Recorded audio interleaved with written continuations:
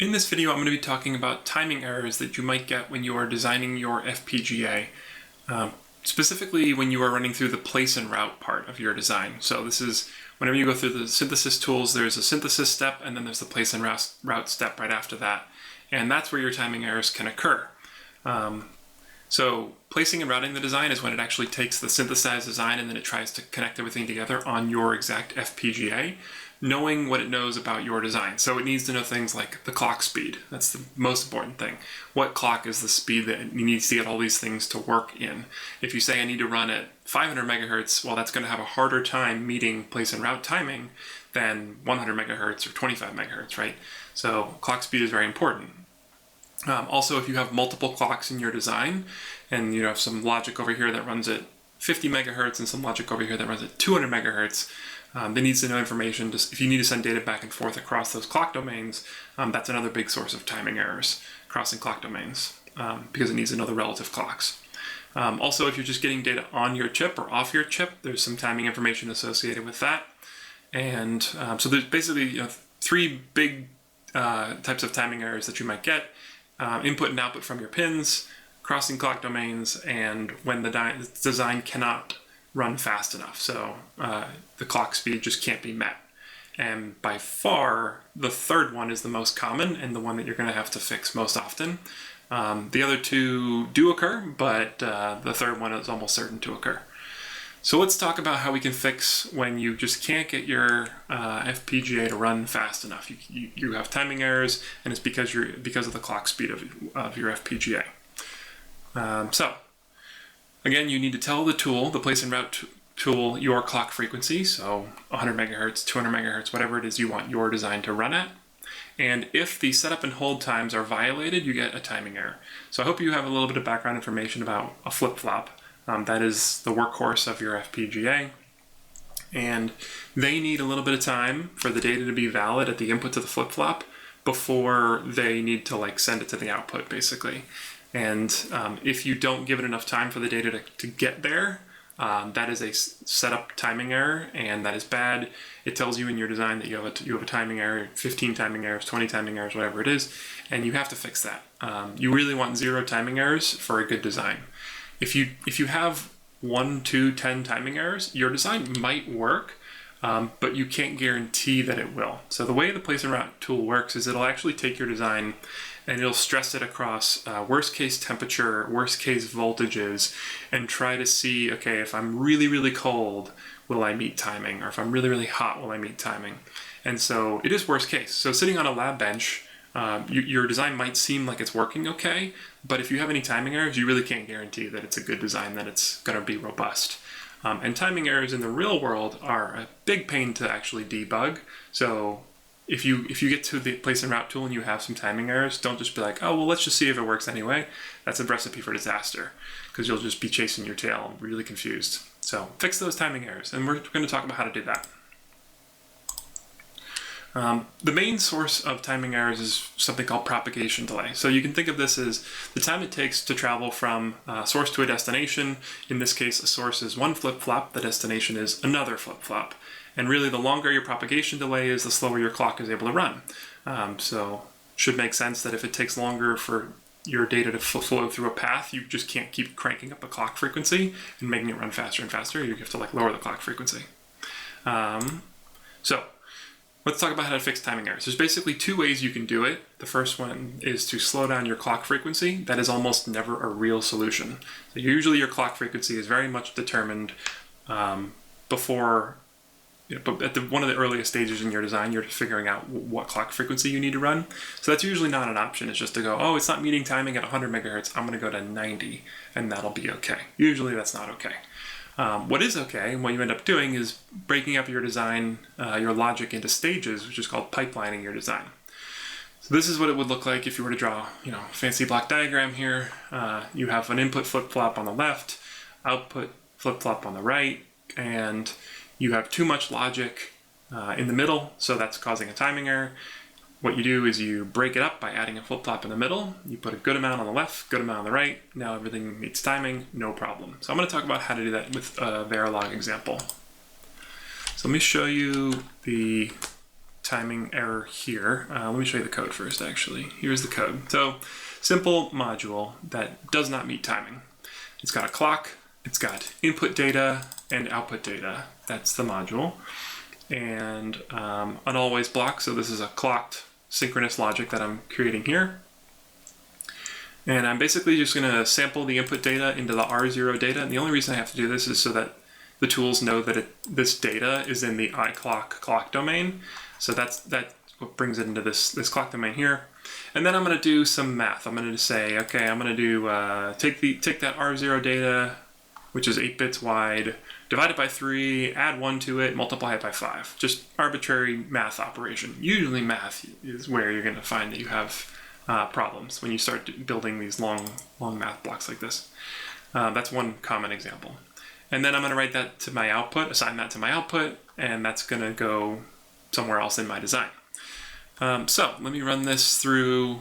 I've actually already run this. So I've specified a clock constraint here. This is IceCube 2. This is what I use on the Go board. You can pick up a Go board and try this out for yourself. So I've specified a clock constraint of 10 nanoseconds, which is 100 megahertz. And when I run this, there's a couple things you can do depending on which tools you're using.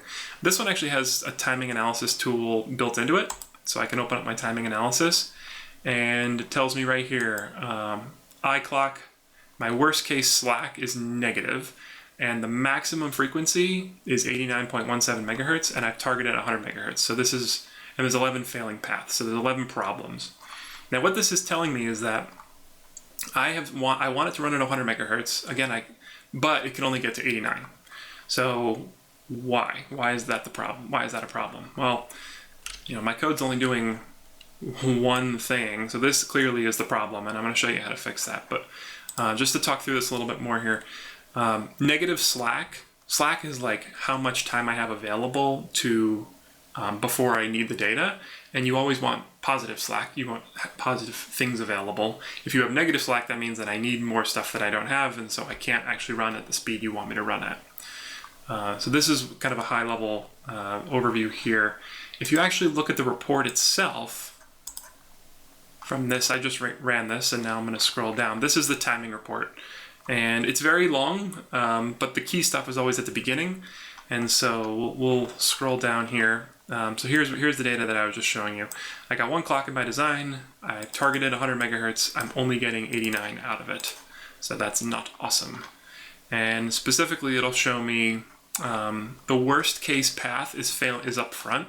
So here's the critical path report. This is like the very first one that's failing, and it's the one that you need to pay most attention to. So if you have a large design and you don't know where it's failing, you can look here for the critical path report, and it'll tell you, okay, path begins at something called R0 data and it ends at O data. And you can be like, oh, I know what signals those are in my Verilog design. It adds some gibberish onto the end, but at least you can kind of get an idea of like, oh, okay, something with this path is failing. And it's failing again because I have negative slack. This needs to be positive.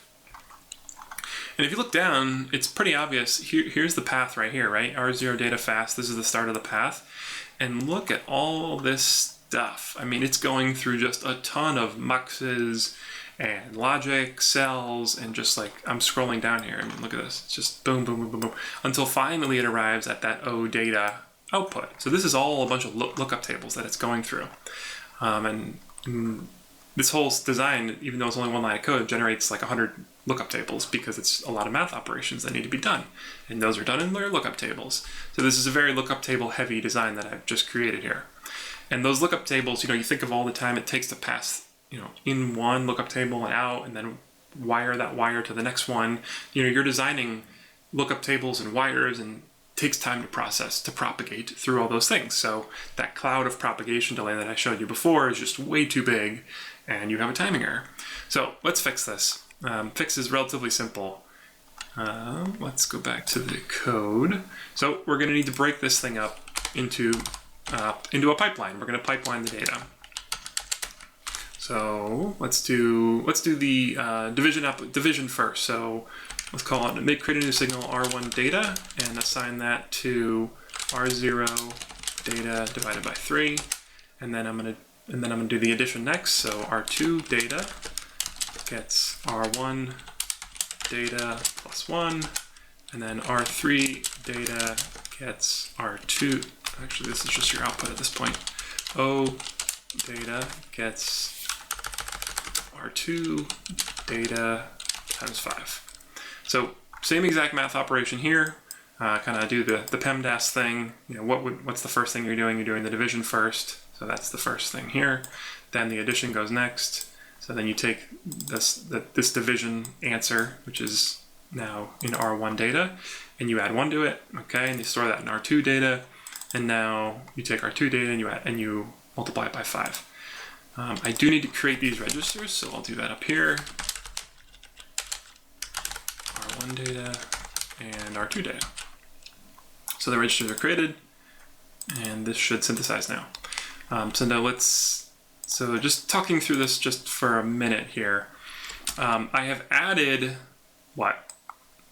8 and 8 flip-flops, so 16 flip-flops total to the design. So it does use more flip-flops to actually pipeline a design, but that's the cost of meeting timing.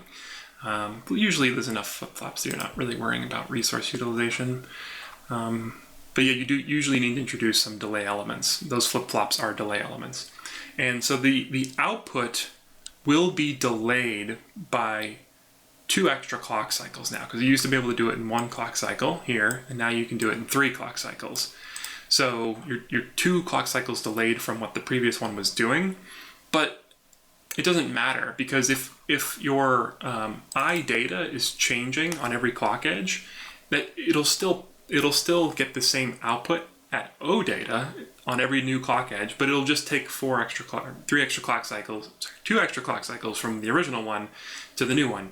But it's still going to generate the right result on every single clock edge. So I hope that makes sense. You're still getting the right data. You're just taking a little bit longer to get that data the very first time, and then it keeps up every single time after that. So adding a little bit of delay for meeting timing. Very, very simple trade-off to make there. You kind of have to. You forced your hand. So let's run this new fancy design through synthesis again. So it'll go through synthesis. Again, like it'll use a couple more flip-flops than before. That's okay. Let's see, now it's using 39 flip-flops. Before it was using I think 20 or something like that. 18 less probably. 16 less probably. But still a large number of lookup tables. I saw like 127 lookup tables right there. So it's still using the same number of lookup tables, but just more flip-flops. And when I go back to my timing error report, here it'll say, change, do I want to reload it? Yes, I do. And I go to my summary, and boom. All right, I'm at 110 megahertz for my frequency, and I targeted 100, so I'm meeting timing now. And it'll still show you the worst case offender, and now you'll notice I have positive slack, which is good, 981 picoseconds of positive slack. And it'll still show you the worst case offender, which is less, although it is still pretty long, it is less than before. So I have fixed the timing error with the magic of pipelining and inserting flip-flops. One other thing to just show is the timing analysis tool, iClock, positive slack, the target frequency is lower than the actual frequency, so there's nothing failing, no timing errors. So I hope that makes sense. I hope that helps you with your timing errors that you have in your design. Thank you.